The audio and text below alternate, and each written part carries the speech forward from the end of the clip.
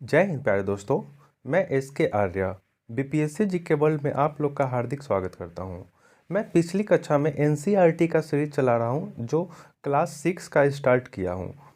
कल मैंने अध्याय 1 कक्षा 6 का देखा था। आज मैं अध्याय 2 देखूंगा जिसमें आरंभिक मानव की एक खोज है। पिछली कक्षा में मैंने आपको कुछ क्वेश्चन बोला था जिसका मैं आंसर आज आपको मैं दे देता हूँ। फर्स्ट चैप्टर का था कुछ क्वेश्चन जो ये रहा और मिलान करने वाला था, जो आपको मैं बताया था कि एक का ए, दो का दो, ऐसे करके आपको मैसेज में आप लिख करके भेज सकते हैं। तो खैर उसका मैं आपको आंसर बता देता हूँ। पहला है नर्मदा घाटी।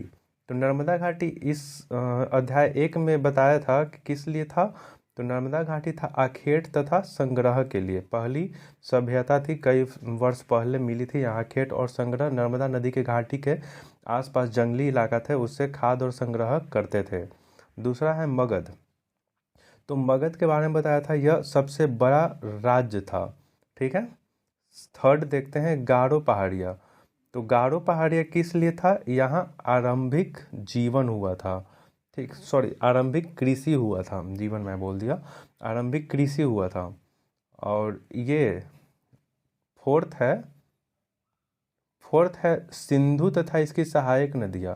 तो सिंधु तथा सहायक नदियाँ तो बहुत प्रचलित है कि प्रथम नगर सिंधु सभ्यता में ही मिला था। और लास्ट है गंगा घाटी। तो गंगा घाटी ये क्या है? लगभग 2500 वर्ष पूर्व यह नगर था। ठीक है। उम्मीद करता हूँ ये सेशन आपको अच्छा ही लगा होगा दोस्तों। आइए हम लोग अब सेकेंड अध्याय देखते हैं जिसमें स्टार्ट करते हैं ये सेशन 2 आरंभिक मानव की खोज में। ठीक है। यह एक तुषार नाम का लड़का है जो रेल से यात्रा कर रहा है। तो ये क्या बोल रहा है इसका थोड़ा सा देख लेता हूँ। इसी से रिलेटेड इसके जो इसमें कंटेंट है ये आपको बताने का समझ में आएगा। ठीक है। आइए देखते हैं क्या कह रहा है तुषार। तुषार अपने एक रिश्तेदार की शादी में दिल्ली से चेन्नई जा रहा था। रेल में खिड़की वाली सीट मिल गई थी जहां से वह बाहर का नज़ारा देखने में मग्न हो गया। अब अक्सर कोई भी जाता है कहीं, तो अगर खिड़की विंडो सीट अगर मिल जाती है तो नज़ारा देखने में बहुत मज़ा ही आता है। खैर वही आगे देखते हैं। तेज दौड़ती गाड़ी से उसने देखा कि पेड़ पौधे, घर, खलिहान बड़ी तेजी से पीछे की ओर छूटते चले जा रहे हैं।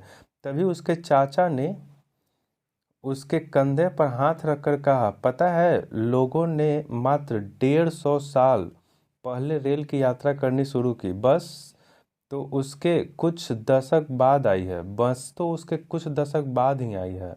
तुषार सोचने लगा कि जब लोग के पास आने जाने के लिए तेज रफ्तार वाली सवारी नहीं थी तो वे क्या यात्रा नहीं करते थे? क्या वे अपनी सारी जिंदगी एक ही जगह पे बिता दिया करते थे?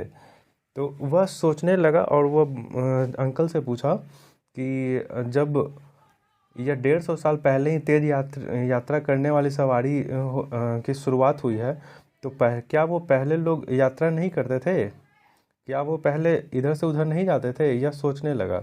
तो उसी पे उसके अंकल जो थे वो बोले कि नहीं, ऐसी बात नहीं है। तो आइए आगे देखते हैं। इसी से रिलेटेड आज इसमें कंटेंट होगा दोस्तों। आइए जानते हैं आरंभिक मानव आखिर वे इधर उधर क्यों घूमते थे। जैसे अभी भी आप सोच सकते हैं कि मानव जो है एक अपने घर छोड़ करके कहीं दूसरे जगह जाते हैं तो क्यों जाते हैं? आखिरकार कमाने धमाने या फिर ये सब से रिलेटेड ही जाते होंगे। ठीक है। इसी में देखते हैं इसमें क्या लिखा हुआ है। आइए देखते हैं।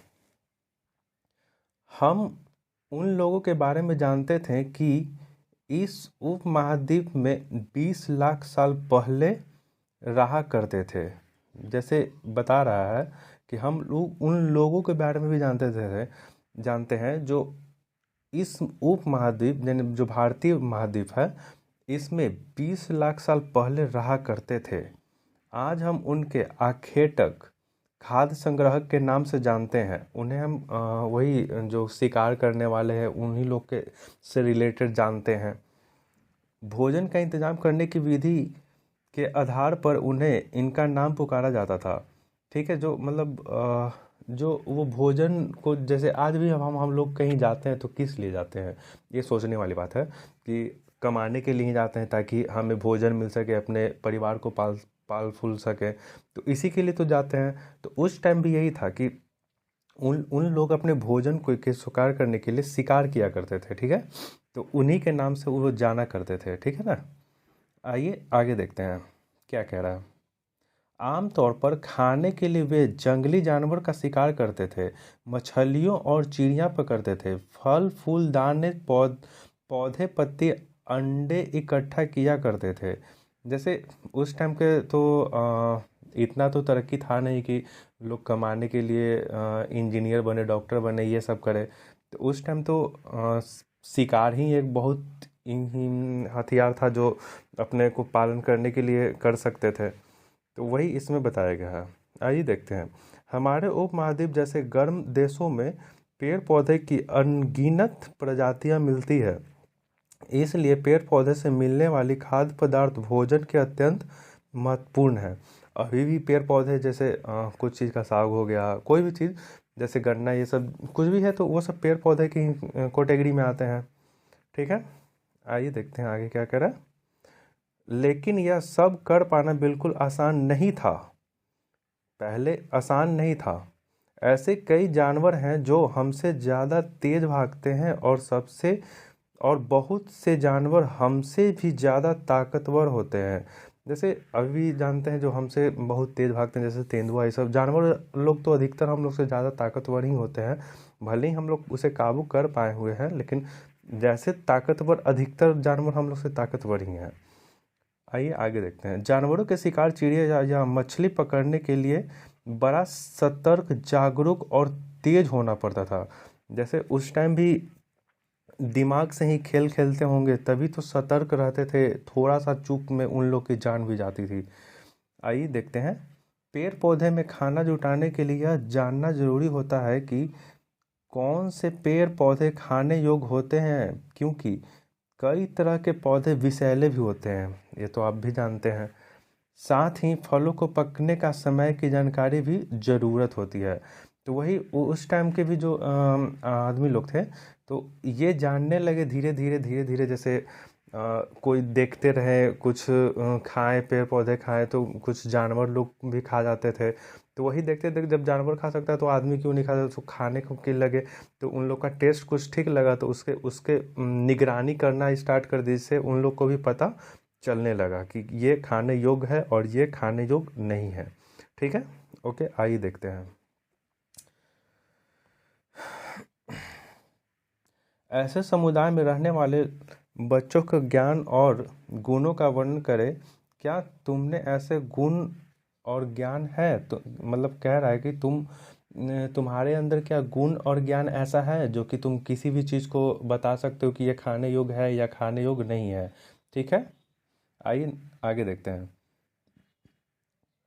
आखेटक खाद्य संग्रह समुदाय के लोग के एक जगह से दूसरे जगह पर घूमते रहने के पीछे कम से कम 4 कारण हो सकते थे। मतलब एक जगह से दूसरे जगह पर घूमने के उस टाइम 4 कारण हो सकते हैं। पहला कारण देखिए, पहला कारण यह है कि अगर वे एक ही जगह पर ज़्यादा दिनों तक रहते थे तो आसपास के पेड़ पौधे, फल, जानवर खाकर खत्म समाप्त कर देते थे, इसलिए भोजन की तलाश में उन्हें दूसरी जगह जाना पड़ता था। पहला रीज़न ये है।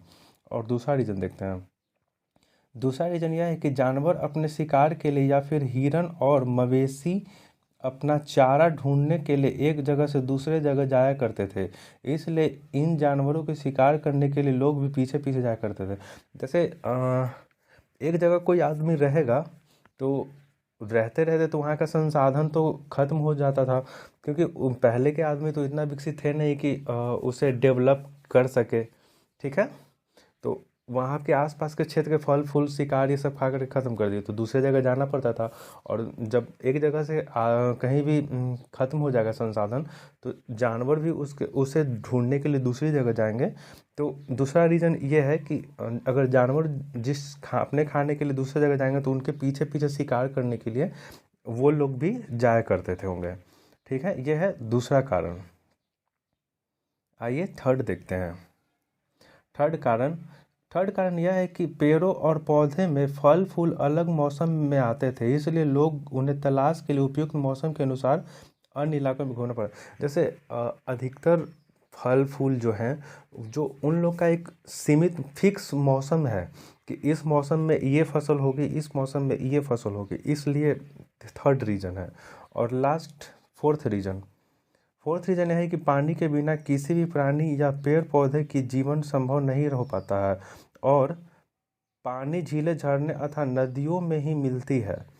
ये तो भली बात ही सब कोई जानते हैं कि पानी के बिना हम लोग ज़्यादा दिन तक जिंदा नहीं रह सकते हैं, तो ये भी रीजन है। यद्यपि कई नदियाँ इन झीलों का पानी कभी नहीं सूखता। कुछ झील और नदियाँ में पानी बारिश के बाद ही मिल पाता है। जैसे बहुत से ऐसे झील झरना भी हैं जो कि बारिश होगा तभी उसी में पानी आएगा, नहीं बारिश होगा तो वो सूख जाएगा। ठीक है, इसलिए ऐसे झील में और नदियों के किनारे बसे लोग को सूखे मौसम में पानी की तलाशने इधर उधर जाना पड़ता था। जैसे उस वही के तलाश में इधर उधर जाने लगे थे। इसके अलावा लोग अपने नाते रिश्तेदारों मित्रों से मिलने के लिए भी जाया करते थे। स्मरण रखना जरूरी है कि ये सभी लोग पैदल ही यात्रा करते थे। ठीक है, उस टाइम के जो लोग थे, इतना तो संसाधन था नहीं कि लोग रेल से, बस से, ट्रेन से, ये सब आदि से यात्रा कर सके। और उस टाइम विकसित रहता तब तो फिर ये पढ़ने को ही नहीं मिलता। ठीक है दोस्तों, तो वही है बता रहा है। आइए आगे देखते हैं। तुम्हें अपने घर से स्कूल पैदल जाने में कितना समय लगता है, आप ढूंढिएगा। अगर तुम बस या साइकिल से जाओगे तो स्कूल पहुंचने में क्या, ये सब तो ऐसे ही है। आइए आगे देखते हैं। आरंभिक मानव के बारे में जानकारी कैसे मिलती है, तो इसके बारे में अब हम लोग जानेंगे कि आरंभिक मानव के बारे में जानकारी कैसे मिलती है।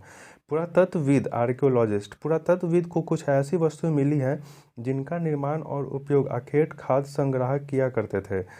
जैसे पुरातत्वविद को ऐसी वस्तु मिली है जिसका निर्माण और उपयोग वो शिकार, अखेट मतलब शिकार होता है, अखेटक खाद्य संग्रह के लिए क्या करते हैं।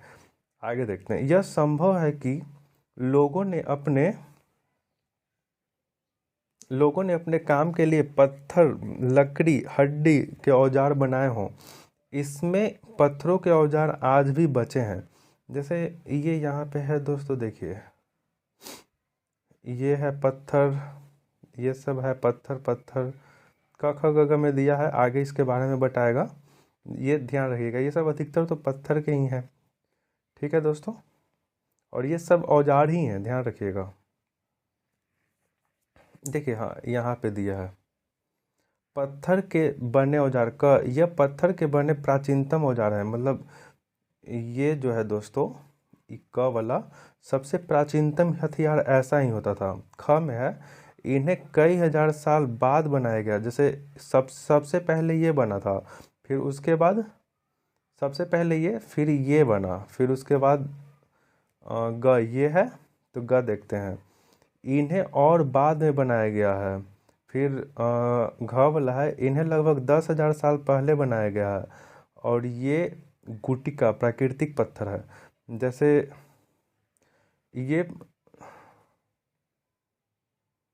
ये जो है दोस्तों सबसे पहले बनाया गया, फिर उसके बाद ये, फिर उसके बाद ये, फिर उसके बाद ये।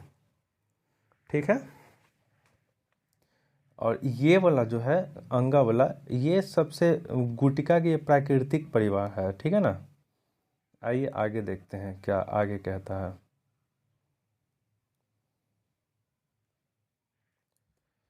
यहाँ पत्थरों के औजार के कुछ उपयोग बताए गए हैं। ऐसे कामों की एक सूची बनाओ जिसमें इस तरह के औजार काम आते थे। बताओ इनमें से कौन कौन से काम सामान्य पत्थरों से किए जा सकते हैं, सहित उदाहरण दें। यानी कि ये आप इस टाइम से अगर थोड़ा बहुत लिखने लगिएगा तो आपको स्टेट पीसीएस या फिर यूपीएससी ये सब के लिए आपको मदद साबित होगा।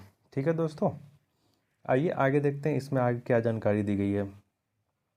इसमें से कुछ औजार का उपयोग फल फूल काटने, हड्डी और मांस काटने तथा पेड़ों की छाल और जानवरों की खाल उतारने के लिए किया जाता था। कुछ के साथ हड्डियों या लकड़ियों के मुट्ठे लगाकर भाले और बाण जैसे हथियार बनाए जाते थे। कुछ औजार से लकड़ियों काटी जाती थी। लकड़ियों का उपयोग ईंधन के साथ साथ झोपड़ियों और औजार बनाने के लिए भी किया जाता था। जैसे उस टाइम के जो औजार थे, तो कुछ औजार ऐसे होंगे जो हड्डी मांस ये सब के काटने के लिए होगा। कुछ औजार भाला और बाण बनाने के लिए होगा जो उससे शिकार कर सके। और कुछ औजार ऐसा हो जो लकड़ी काटे और उसको ईंधन के रूप में इस्तेमाल कर सके। वही बता रहा है। ये देखिए, ये है, इस टाइप से काटा करते थे, इस टाइप से। ठीक है, आइए देखते हैं आगे। रहने की जगह निर्धारण करना। इसमें हम लोग पता लगा कि रहने की जगह क्या है। ठीक है, मानचित्र 2 को देखो। लाल त्रिकोण वाले स्थान में पूरा स्थल है। यहाँ पर आखेटक हाथ संग्रह होने के प्रमाण मिले हैं। इसके अलावा भी और कई स्थान हैं जो आखेटकों का खाद्य संग्रह करते थे। मानचित्र में सिर्फ कुछ गिने चुने स्थान ही हैं जो कई पुरातत्व नदियों और झीलों के किनारे बनाए गए हैं। आइए देखते हैं थोड़ा सा। देखिए, ये लाल त्रिकोण है, ये लाल त्रिकोण है, ये लाल त्रिकोण है, ये लाल त्रिकोण यहाँ पर देखिए बता रहा है। ये लाल त्रिकोण है जो पूरा स्थल बता रहा है। और बाकी इसको मैं आप देख लीजिएगा PDF। ठीक है दोस्तों, आइए आगे देखते हैं। चूंकि पत्थर के उपकरण बहुत महत्वपूर्ण थे, इसलिए लोग ऐसी जगह ढूंढते थे जहां अच्छे पत्थर मिल सके। जहां लोग पत्थरों के औजार बनाते थे उस स्थल को उद्योग स्थल कहते थे। आज भी देखते हैं दोस्तों, जहाँ कोई सामान बनता है जहाँ आसपास के क्षेत्र में, तो उसको उद्योग नगरी कहते हैं। आप जानते ही होंगे। उसी तरह यहाँ भी उस टाइम जो औजार के रूप में होता था पत्थर, तो पत्थर के जो जहाँ औजार बनते थे उसे भी उद्योग स्थल भी कहते होंगे। ठीक है, आगे देखते हैं। हमें इन उद्योग स्थल के बारे में जानकारी कैसे मिलती है? आमतौर पर हमें ऐसे जगह पर पत्थर के बारे में टुकड़े मिलते हैं और ऐसे उपकरण मिलते हैं जिन्हें लोग इस स्थल पर छोड़े गए होंगे क्योंकि वे ठीक नहीं बने होंगे। साथ ही औजार बनाने के बाद पत्थर के टूटे टूटे टुकड़े भी इन स्थल पर मिलते हैं। कभी कभी इन स्थलों पर कुछ ज़्यादा समय तक रहा करते थे। ऐसे स्थलों को आवासीय और उद्योग स्थल कहते थे। जैसे कह रहा है दोस्तों कि हमें कई स्थलों से ऐसी जानकारी प्राप्त मिली है जहां वो कई दिन तक रहा करते होंगे, या फिर कोई औजार बनाते होंगे। तो आज भी कोई औजार बनता है तो ख़राब हो जाता है, तो उसे आज तो रिसाइकल बिन हो जाता है, लेकिन उस टाइम तो रिसाइकल बिन नहीं हो पाया। और पत्थर का जो सामान है वो अब उसे थोड़ा बड़ा करना है तो जोड़ करके तो बड़ा नहीं ना कर किया जा सकता था। उसी तरह किससे था कि टूट जाते होंगे कुछ, तो ख़राब हो जाते थे, तो उसे वहीं पर छोड़ देते होंगे। आइए थोड़ा सा इसमें देख लेते हैं। दोस्त साइड में है कुछ। भीमबेटका आधुनिक मध्य प्रदेश में। ठीक है, आवासीय पुरास्थल उन्हें कहते हैं जहां लोग रहा करते थे। ठीक है, भीमबेटका एक जो MP में है दोस्तों, वहाँ रहने का प्रमाण साफ मिला है। इनमें गुफाओं और कंदराओं जैसी स्थल होती है। भीमबेटका एक गुफा ही है जिन्हें यहाँ दर्शाया गया है, आगे दर्शाया गया है। लोग इन गुफाओं में इसलिए रहते थे क्योंकि बारिश, धूप और हवा से राहत मिलती है। इसलिए प्राकृतिक गुफाएं विंध्य और दक्कन के पर्वतीय इलाकों में मिलती है जो नर्मदा नदी के पास है। क्या तुम बता सकते हो कि रहने के लिए लोग ने जगह क्यों चुनी? जैसे आप सोच सकते होंगे दोस्तों, पहले तो हवा, बारिश, मौसम की गर्मी ये सब से बचा दिया। और दूसरा, जीव जंतु जो मांसाहारी शिकारी होते हैं जैसे शेर, बाघ, चीता ये सब जो हो गए, तो वो सब से भी बचाने में बाघ, कंदरा या फिर गुफा मदद करती होंगी। इसलिए और देखिए दोस्तों, यही है भीमबेटका की गुफा है। ठीक है, आइए देखते हैं आगे। अगर तुम्हें अपने निवास स्थल के बारे में बताना पड़े, तुम इनमें से कौन सा आवास चुनोगे? जैसे अगर तुम्हें इस 4 ऑप्शन है दोस्तों, इसमें से आपको चुनना है कि अगर तुम्हें निवास रहना है वहाँ, तो तुम कहाँ पे रहोगे? तो पहला है आवास, दूसरा है उद्योग स्थल, तीसरा है आवास और उद्योग स्थल, और चौथा है अन्न। तो सब जाहिर सी बात है कि ग ही चुनेगा, क्योंकि अब जहाँ आवास रहेगा वहाँ आदमी रहेगा, और जहाँ उस उद्योग स्थल रहेगा वहाँ पे उसका लालन पालन हो जाएगा। ठीक है, आइए इसको देखते हैं। पूरा स्थल किसे कहते हैं? पूरा स्थल उस स्थान को कहते हैं जहां औजार, बर्तन, इमारत जैसी वस्तुएं का अवशेष मिलते हैं। ऐसी वस्तुएं का निर्माण लोग अपने काम के लिए किया करते थे और बाद में वे वहीं छोड़ जा दिए होंगे। ये जमीन के ऊपर, अंदर, कभी कभी समुद्र के, नदी के तल पर भी पाए गए हैं। इन पुरास्थलों के बारे में आपको अगले अध्याय में बताया जाएगा, जैसे थर्ड अध्याय है उसको में आपको बताया जाएगा। ठीक है दोस्तों, अब पुरास्थल के बारे में तो आप समझ गए। पुरास्थल किसे कहते हैं? जो अवशेष प्राप्त हुए हैं कोई भी चीज़ का, जैसे कोई भी चीज़, जैसे आज हम लोग टीवी, लैपटॉप, सीडी, डिस्क, ये सब जो है, अब तो सीडी विलुप्त के कगार पे हो गई है, क्योंकि अब सब ऑटोमेटिक हो गई, चिप में हो गया है। तो जो सीडी और वीसीआर जो पहले आती थी एक, वो तो दम विलुप्त हो गई। तो मान लो कहीं होगा ही, तो वो भी अपना आगे के लोग वो सब अपना देखेंगे, खुदाई में मिलेगा तो उन लोग भी अवशेष के बारे में उसी को अवशेष बोलेंगे। ठीक है, आइए आगे देखते हैं। पाषाण औजार का निर्माण, पाषाण काल के बारे में आपको पता चलेगा इससे। पाषाण उपकरणों को प्रायः दो तरीकों से बनाया जाता है। पहला, पत्थर से पत्थर को टकराना, यानी जिस पत्थर से कोई औजार बनाना होता था उसे एक हाथ में लिया जाता था और दूसरे हाथ में पत्थर का हथौड़ा जैसे इस्तेमाल होता था। जैसे आग जलाने के लिए होता है, एक पत्थर से एक पत्थर को टकराओगे तो उसी तरीका से हो पाएगा, जलता है। ठीक है, वही कह रहा है इसमें, जैसे इस्तेमाल होता था। इस पर आघात करने से वाले पत्थर, एक पत्थर से दूसरे पत्थर पर जब सल निकाले जाते थे तब वांछित आकार वाला उपकरण जैसे एक पत्थर को दूसरे पत्थर से घिसिएगा बहुत देर तक, तो वो भी कोई ना कोई शेप ले ही लेगा। आप देखते होंगे जैसे सिलौटी है, सिलौटी को अगर पीसते हैं तो उस पर भी एक निशान पड़ जाती है। ठीक है दोस्तों, आइए सेकंड देखते हैं। दूसरे तरीकों को दबाव सल तकनीक कहा जाता था। पहले को टकराना और दूसरे को कौन था? दबाव सल तकनीक कहा जाता था। ठीक है, इसमें क्रोड को एक स्थिर सतह पर टिकाया जाता था और इस क्रोड को हड्डी या पत्थर रखकर उस पर हथौड़े नीमा पत्थर से सल निकालने जाने थे वांछित उपकरण बनाए जाते थे। जैसे कह रहा है दोस्तों, किसी एक पत्थर को फिक्स करके और उस पर पत्थर या किसी से हथौड़ा नुमा प्रहार करके उसे बनाया जाता होगा। ठीक है दोस्त, जैसे यहाँ पे इस फिगर में आप देख सकते हैं, बताया गया है इसमें।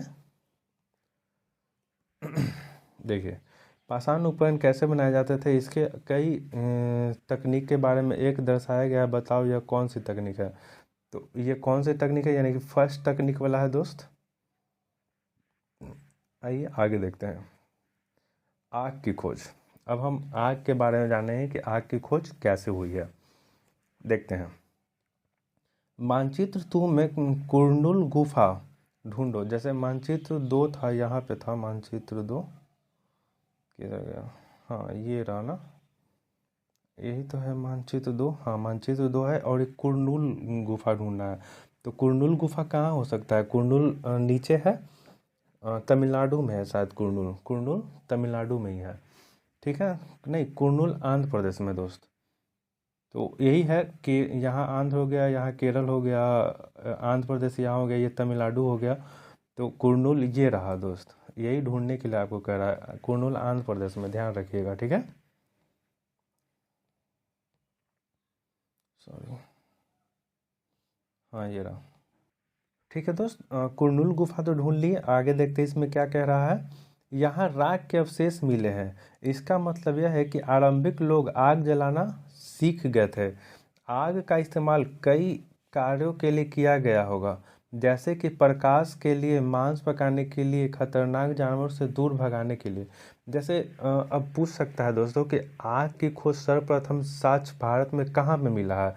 तो ये आंध्र प्रदेश के कुर्नूल जिले में मिला है। ठीक है, ध्यान रखिएगा, ये क्वेश्चन यूपीएससी या फिर स्टेट पीसीएस में पूछ सकता है कि सर्वप्रथम या तो स्टेटमेंट में भी पूछ सकता है या फिर डायरेक्ट वे में भी पूछ सकता है। ठीक है, ऐसे पूछ सकता है कि आग का प्रथम अवशेष कहाँ से मिले हैं, कुर्नूल से, फिर कुछ और से, या फिर स्टेट का भी दे सकता है, जैसे राजस्थान हो गया, आंध्र प्रदेश, तमिलनाडु, ये सब दे करके ऑप्शन पूछ सकता है। ठीक है, आइए देखते हैं आगे। और इसका आग का इस्तेमाल उन लोग क्या के अवशेष में करते थे, या तो खाना बनाने में किया करते होंगे, जानवरों को दूर भगाने में किया करते हैं, या रोशनी के लिए किया करते होंगे। ठीक है, आगे देखते हैं। आज हम आग का उपयोग किस लिए करते हैं, ये क्वेश्चन आपसे राइज कर लिया। ठीक है, एनसीईआरटी का यही एक बहुत खूबसूरत है कि आपको आपसे रिलेट करवाएगा। अगर आप इसके हिसाब से सोच दिए तो आप पीछे जो हुआ था पाषाण काल या फिर उस टाइम में जो आपको बताने की दिशा दे रहा है उस दिशा में आप चल पाइएगा। ठीक है, जैसे यहाँ पे क्वेश्चन राइज किया है कि आज हम आग का उपयोग किस लिए करते हैं, तो इससे आप रिलेट कीजिएगा अपने बारे में तो हो पाएगा। आज भी हम लोग किस लिए करते हैं, प्रकाश करने के लिए, खाना बनाने के लिए, जनरली तो यही सब के लिए करते हैं। आइए आगे देखते हैं। बदलती जलवायु, लगभग 12,000 साल पहले दुनिया की जलवायु में बड़े बदलाव आए। कब? 12,000 साल पहले। ठीक है, और गर्मी बढ़ने लगी। इसके परिणाम स्वरूप कई क्षेत्रों में घास वाले मैदान बनने लगे। कई क्षेत्र में घास वाले मैदान भी बढ़ने लगे। इससे हिरन, बारहसिंगा, भेड़, बकरी, गाय आदि के जानवर की संख्या बढ़ी जो घास खाकर जिंदा रहते थे। जो अब घास की संख्या बढ़ेगी तो घास खाने वाले जो जानवर रहेंगे उसका आबादी तो बढ़ेगा ही बढ़ेगा। आगे देखते हैं। जो लोग इन जानवरों का शिकार करते थे वे भी इनके पीछे पीछे आए और इन्हें खाने पीने की आदत और प्रजनन के समय की जानकारी हासिल करने लगे। जैसे आज भी कोई शिकार करने जाते हैं तो हम क्या उसका देखते हैं, टाइम ये कब आता है, टाइम पहले देखते हैं, टाइम इसका कब कहाँ जाने का है, कब खाने पीने का है, मतलब ये सब के बारे में हम तो जानकारी लेते हैं जनरली, तो वही अपना देखने लगे। हो सकता है तब लोग इन जानवरों को पकड़ कर अपनी ज़रूरत के हिसाब से पालने की बात सोचने लगे हों। साथ ही इन काल में मछली भी भोजन को महत्वपूर्ण स्रोत बन गई।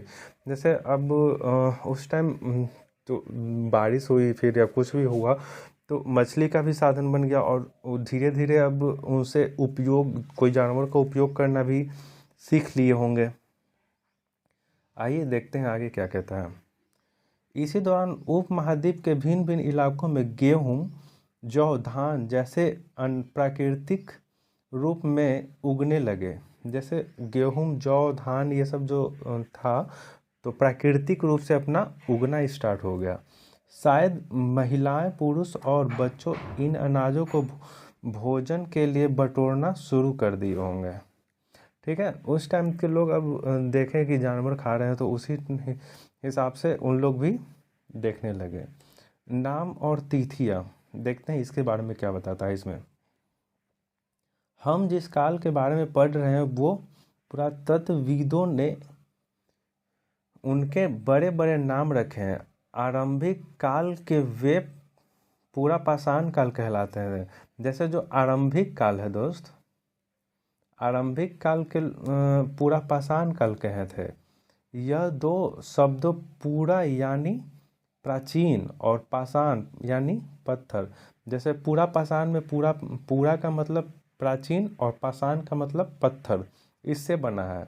यह नाम पूरा स्थलों से प्राप्त पत्थर के औजार के महत्व को बताता है। ठीक है दोस्त, ये पूरा पाषाण जो पत्थर के औजार हैं उसी को लेकर के पूरा पाषाण कर दिए हैं। ठीक है, आगे देखते हैं। पूरा पाषाण काल 20 लाख वर्ष से, जो पूरा पाषाण का काल है वो 20 लाख वर्ष से 12,000 साल पहले के दौरान माना जाता है। इस काल को भी 3 भागों में विभाजित, जैसे पूरा पाषाण काल है उसको भी 3 भाग में बांटा गया। जैसे कितना है तो 20 लाख साल वर्ष पहले, 20 लाख वर्ष साल, सोचिए कितना वर्ष है। आइए देखते हैं। आरंभिक जो मतलब 3 भागों में विभाजित किया गया है। पहला आरंभिक, मध्य एवं उत्तर पाषाण युग, मतलब 3 भाग में है। पहले शुरुआती हो गया, फिर बीच का काल हो गया, और अभी भी हम लोग तो ऐसे ही एंशिएंट है, फिर मिडेवल है, फिर अभी लेटेस्ट जो चल रहा है वो है। तो वही इसमें भी बोल रहा है, 3 भागों में बांटा गया है। तो इसमें उत्तर पाषाण थर्ड हो गया। मानव इतिहास की लगभग 99% कहानी, जो 99% कहानी है, इसी काल के दौरान घटित हुई। जो भी कहानी है वो इसी काल में घटी हुई है। जिस काल में हम पर्यावरणीय बदलाव मिलते हैं उससे मेसोलिथ, ये ध्यान रखिए, ये क्वेश्चन बढ़िया है। जिस काल में हमें पर्यावरणीय बदलाव मिलते हैं उससे मेसोलिथ यानी मध्य पाषाण काल युग कहते हैं। जो बदलाव हो रहा है ना मौसम, उसको हम लोग मेसोलिथ कहते हैं, ठीक है। इसका समय लगभग 1200 साल पहले से लेकर 10,000 साल पहले तक माना गया है। मेसोलिथ का काल कब से कब तक है? 12,000 से लेकर के 10,000 साल पहले तक। आइए आगे देखते हैं। इस काल के पाषाण औजार आमतौर पर बहुत छोटे होते थे। इन्हें माइक्रोलिथ या लघु पाषाण कहा करते थे। जो 12,000 से 10,000 साल पूर्व है उसको माइक्रोलिथ कहते थे। क्यों कहते थे? उनके जो औजार थे, हथियार थे, वो छोटे छोटे होते थे। प्रायः इन औजार में हड्डियां या लकड़ियों के मुट्ठे लगे हंसिया और आरी जैसे औजार मिलते हैं। साथ ही साथ पूरा पाषाण युग वाले औजार भी इसी दौरान मिले हैं। जो भी औजार है ना, तो इसी काल में मिले हैं। आइए देखते हैं आगे क्या कहते हैं दोस्तों। इसे आप समझ गए ऐसे ना, नाम और तिथिया का नामांकन कैसे किया गया है। तो जैसे पूरा पाषाण काल है तो पूरा पाषाण काल को 3 भागों में बांटा गया है। कौन कौन भाग में बांटा गया है? सबसे पहले आरंभिक जो हुआ वो पूरा पाषाण काल हो, फिर बीच का काल हो गया, फिर थर्ड उत्तर हो गया, ठीक है। और फिर आगे कह रहा था, देखिए आगे कह रहा था, लगभग 1200 से 10,000 साल पहले के युग को मध्य पाषाण काल कहा गया है। और उसके औजार छोटे छोटे होते थे और इसलिए माइक्रोलिथ या लघु पाषाण कहा जाता था, ठीक है। आइए आगे देखते हैं इसमें क्या कह रहा है। चित्र 13 में बने चित्र को देखो। इस दौरान बनाए गए औजार तुम्हें कोई बदलाव दिखता है? वो जो अभी दिखाए थे उसमें बदलाव देखने को बोल रहा है। वही एक क ख ग घ अंगा 4 को, जो 5 को फिक्स था ना, उसी में है। अगले युग की शुरुआत लगभग 10,000 साल पहले होती है। इस नवपाषाण युग कहते हैं। अगले अध्याय में तुम नवपाषाण युग के बारे में पढ़ोगे, ठीक है दोस्त। नवपाषाण युग का मतलब क्या होता है इसके बारे में थोड़ा देखते हैं। हमने कुछ स्थानों के नाम दिए हैं, अगले अध्याय में तुम ये सब अगले अध्याय में बताएगा दोस्तों। हम लोग आगे छोड़े थे, यहाँ पे एक सेकंड देख लेता हूँ। हाँ, अनाज बटोरने लगते थे स्त्री पुरुष जो बच्चे होते थे वहाँ, उसके आगे देखते हैं। साथ ही वे यह भी सीखने लगे होंगे कि अनाज कहाँ उगते हैं और कब पककर तैयार होते थे। ऐसा करते करते लोगों ने इन अनाजों को खुद पैदा करना सीख लिया होगा। जैसे अभी इसके पहले मैं बताया था कि लोग किसी भी चीज़ को टाइमिंग देखने लगे और धीरे धीरे उसके बारे में कब जानकारी जुटाने लगे कि हाँ ये इतना से इतना समय में पक जाता है, इतना से इतना समय में होता है, तो उसी हिसाब से वो सीखने स्टार्ट कर दिए। नेक्स्ट देखते हैं शैल चित्रकला। इससे हमें क्या पता चलता है? ये जो चित्रकला है इससे हमें क्या पता चलता है? सॉरी, ये चित्रकला नहीं, शैल चित्रकला कह रहा है। तो शैल चित्रकला यानी कि जो गुफा वाला हो गया उसको कह रहा है। आइए देखते हैं इसके बारे में। जिन गुफाओं में लोग रहते थे उसमें कुछ कुछ दीवारों पर चित्र मिले हैं। इनमें कुछ सुंदर उदाहरण मध्य प्रदेश और दक्षिणी उत्तर प्रदेश की गुफाओं में मिलते हैं। इनमें जंगली जानवरों का बड़ी कुशलता से सजीव चित्रण किया गया। ओ अच्छा, ये देखिए ये चित्र बनाया गया है, एक शिल चैत्र के बारे में बताया गया है, ठीक है दोस्त। ऐसा ही चित्र बनाया करते थे वो। आइए देखते हैं कौन क्या करता था, इसके बारे में हमें जानकारी मिलेगी। हमने पढ़ा कि आरंभिक लोग शिकार तथा फल मूल का संग्रह करते थे। वे पत्थर के औजार और गुफाओं में चित्र बनाते थे। जैसे आरंभिक में हम लोग पढ़े कि शिकार करते थे, फल फूल का संग्रह करते थे और पत्थरों के औजार करते थे और गुफाओं में चित्र बनाते थे। ठीक है, क्या हमें कोई ऐसा साक्ष्य मिलते हैं जिससे पता चले कि महिलाएं शिकार करती थी या पुरुष औजार बनाते थे, या फिर महिलाएं चित्रकारी करती थी या पुरुष फल फूल इकट्ठा करते थे? इसके बारे में जानकारी मिली है, ये जानने की कोशिश करेंगे। वास्तव में हमें इनका ज्ञान नहीं है। देखिए दोस्तों, वास्तव में यहाँ बता दिया कि इसका ज्ञान नहीं है, लेकिन दो बात हो सकती है। महिलाएं और पुरुष दोनों मिलकर कई एक साथ काम किया करते होंगे, या फिर हाँ, एक साथ काम किया करते होंगे, या फिर संभव है कि कुछ तरीका के काम केवल महिलाएं करती होगी और कुछ केवल पुरुष। ये भी हो सकते हैं, अभी आज भी होते हैं। अलग अलग क्षेत्रों में अलग अलग परंपरा भी रही होगी। जैसे आज भी देखते होंगे कि कई लोगों से हैं जो महिलाओं को ये करते हैं कि नहीं, तुम लोग काम नहीं करो, पुरुष काम करेगा, ये वो, तुम लोग घर संभालो, तुम लोग नौकरी करने बाहर नहीं जाना है, ये वो, मतलब बहुत से देखते हैं। तो वही इसके बारे में कुछ इतिहासकार जो हैं वो बताते हैं। देखते हैं आगे क्या कहता है। भारत में शुतुरमुर्ग। भारत में पुरापाषाण युग के दौरान शुतुरमुर्ग होते थे। महाराष्ट्र के पटने पुरास्थल में शुतुरमुर्ग के अंडे के अवशेष मिले हैं। इनके कुछ छिलके का चित्रण भी मिलता है और अंडों के मणके भी बनाए जाते हैं। ये क्वेश्चन ध्यान रखिएगा कि भारत में पुरापाषाण युग में शुतुरमुर्ग के साक्ष्य कहाँ से मिले, शुतुरमुर्ग के या अवशेष या फिर अंडे के साक्ष्य, कुछ भी क्वेश्चन दे सकता है कि साक्ष्य कहाँ से मिले या शुतुरमुर्ग के छिलके का चित्रण कहाँ मिलता है। तो ये महाराष्ट्र के जिले में है। ठीक है, महाराष्ट्र के पटने जिले में है। ठीक है दोस्त, आइए आगे देखते हैं।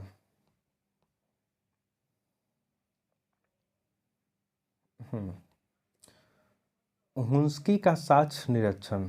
हुंस्की का साक्ष्य निरीक्षण है, देखते हैं आगे ये क्या है। यहाँ पर पुरापाषाण युग के कई पुरा साक्ष्य मिले हैं। कुछ पुरास्थल के अलग अलग कार्य में लाए जाने वाले कई प्रकार के औजार मिले हैं। यह संभवतः आवास और उद्योग स्थल होंगे। वहाँ छोटे छोटे पुरास्थल भी औजार बनाए होंगे जाने का प्रमाण मिले हैं। इन्हें कुछ पुरास्थल झरनी के निकट पुरास्थल जो है झरनों के निकट, और अधिकांश औजार चूना पत्थर से बनाए जाते थे।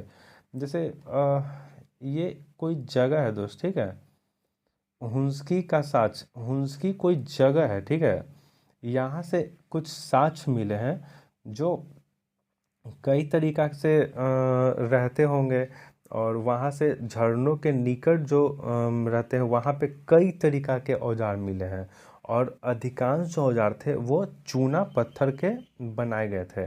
ठीक है, और झरनों के किनारे ही मिले हैं। आइए देखते हैं ये अनंत देखते हैं। अपने एटलस में फ्रांस को ढूंढो। अब एटलस का उपयोग फिर से करवा रहे हैं दोस्त। फ्रांस को आपको देखना है, तो फ्रांस कहाँ है, यूरोप महाद्वीप में है। ठीक है, और यूके और फ्रांस को कौन सी जल संधि अलग करती है ये आप बताना। ठीक है दोस्त, आइए देखते हैं इसमें क्या कह रहा है। यह चित्र फ्रांस की एक गुफा का है। इस पुरास्थल की खोज लगभग 100 साल पहले 4 स्कूली छात्रों ने की थी। सोचिए दोस्त, 4 दोस्त थे, स्कूल के थे, वो किए थे। इस चित्र में लगभग 20,000 साल पहले से लेकर के 10,000 साल पहले का चित्र बनाए गए होंगे। इसमें कई जानवर के चित्र, इसमें जंगली घोड़े, गाय, गैंडा, रेंडियर, बारहसिंघा, सूअर जैसे गहरे चमकीले रंगों का चित्रण किया है। इन जैसे इसके ये सेंटेंस का मैं मतलब समझाता हूँ। जो 4 स्कूल, फ्रांस के 4 स्कूली दोस्त थे, वो लोग एक गुफा का खोज किए फ्रांस में ही, जिसमें एक चित्र बना हुआ था जो करीब करीब 20,000 साल से लेकर के 10,000 साल पहले के बनाए गए, और उसमें घोड़े, गाय, भैंस, बकरी, रेंडियर, बारहसिंघा आदि ये लोग का चित्रण किया गया था। मैं दिखाता हूँ इसको, देखिए यही सब है, ये है, ये ऐसा ही है। बहुत से चित्र होगा, ये तो पूरा दिन दिखा नहीं सकता है, लेकिन ऐसा ही है। आइए इसमें देखते हैं। इन रंगों को लौह अयस्क और चारकोल जैसे खनिज पदार्थों द्वारा बनाया जाता है। जो रंगों था वो लौह अयस्क और चारकोल जैसे खनिज पदार्थों से बनाया गया था। यह संभव है कि चित्र को उत्सवों के अवसर पर बनाए गए होंगे। हो सकता है आज भी हम लोग रंगोली जो बनाते हैं होली, दीपावली, दशहरा आदि में हम लोग अपने घर के फर्शों पे बनाते हैं, तो उस टाइम भी ऐसा ही हो सकता है कि कोई अवसर होगा, उत्सव होगा, उसी टाइम बनाते होंगे। या फिर शिकारियों द्वारा शिकार पर निकालने से पहले हो सकता है कि उन लोग कहीं शिकार पर जाते थे उस टाइम बनाते होंगे। ये कुछ भी हो सकता है दोस्त, इसका सही प्रमाण नहीं मिला है। ठीक है दोस्त, ये तो कंप्लीट हो गया। कल्पना करने के लिए कह लाइए, एक बार मैं देखा दे लेता हूँ। कल्पना करो आज से तुम 12,000 साल पहले पत्थर के गुफा में रहते हो। पृष्ठ संख्या 15 देखो, तुम्हारे मामा गुफा की एक भीतरी दीवार पर चित्र बना रहे हैं और तुम उनकी सहायता करते हो। तुम रंग बनाओगे, रेखाएं खींचोगे या फिर रंग भरोगे। तुम मामा तुम्हें कौन कौन सी कहानी सुनाएंगे? ऐसे ही है दोस्त, कुछ नहीं। ठीक है, आइए देखते हैं इसको देखते हैं, फिल इन द ब्लैंक्स वाला। आखेट खाद्य संग्रह गुफाओं में इसलिए रहते थे क्योंकि भरना है दोस्त, मैं बताया हूँ, आज ही बताया हूँ। नेक्स्ट देखते हैं, इसी चैप्टर का है तो आपको नेक्स्ट वीडियो में मैं इसका सॉल्यूशन दे दूंगा, बट आप कोशिश कीजिएगा क लिख करके या फिर या ए लिख करके आपको फिल करना है। ठीक है, नेक्स्ट है घास वाले मैदान विकास हुए ... साल पहले, इसको मैं ईयर बताना है। नेक्स्ट है आरंभिक लोग ने गुफाओं की चित्र बनाया था। ठीक है, किसका चित्र बनाया था? ठीक है, हुंजगी में से औजार बनाए जाते थे। इसको मैं किस चीज़ का औजार बनाए जाते थे उसको बताना है। ठीक है, आइए देखते हैं नेक्स्ट क्वेश्चन। उपमहाद्वीप के आधुनिक राजनीतिक मानचित्र 136 पर देखो, उन राज्यों को ढूंढो जहाँ भीमबेटका, हुंसगी और कुर्नूल स्थित है। ये देख लीजिएगा। आइए आगे देखते हैं। आज तुम फल काटने के लिए कौन सा औजार चुनोगे? ये सब कोई खास नहीं है। ठीक है दोस्त, इसमें कुछ खास और क्वेश्चन नहीं है। ठीक है ना, आइए अब हम लोग का अध्याय 3 स्टार्ट होगा, जो नेक्स्ट वीडियो में हम आपके पास लाएंगे। उम्मीद करते हैं ये सेशन आपको अच्छा ही लगा होगा। जो भी आपको लगे ऐसा कि नहीं सर ये आपको करना चाहिए, तो मैं वो करूँगा। सुधार के लिए हो तो आप सजेस्ट मुझे करें, कमेंट में करें, और ताकि मैं आपको और बेहतर कंटेंट दे सकूं। थैंक यू दोस्तों, जय हिंद, नमस्कार।